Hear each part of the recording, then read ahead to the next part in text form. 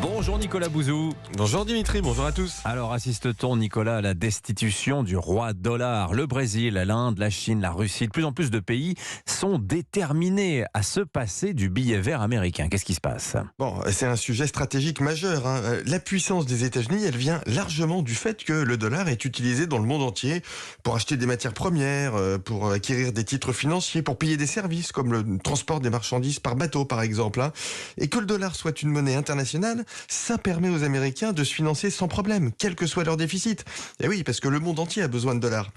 Autre point, ça permet aux États-Unis de pratiquer ce qu'on appelle l'extraterritorialité de leurs droits. En clair, à partir du moment où le monde entier utilise le dollar, le monde entier, dans la logique américaine en tout cas, doit respecter le droit américain. Donc vous voyez l'enjeu, le jour où le yuan, la monnaie chinoise, devient la monnaie internationale, c'est la prédominance géopolitique des États-Unis qui s'efface. Alors justement, Nicolas, on en est où? Est-ce que véritablement on utilise de moins en moins le dollar dans le monde? Eh bien non, le dollar concerne encore près de 90% des transactions mondiales sur le marché des échanges, des devises, tous les jours.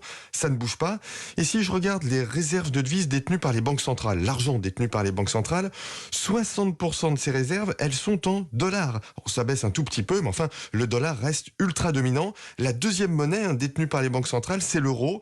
Le yuan, la monnaie chinoise, est très loin derrière. Donc à ce stade, Nicolas, le dollar n'a pas de concurrent, mais en fait demain, qu'est-ce qui va se passer?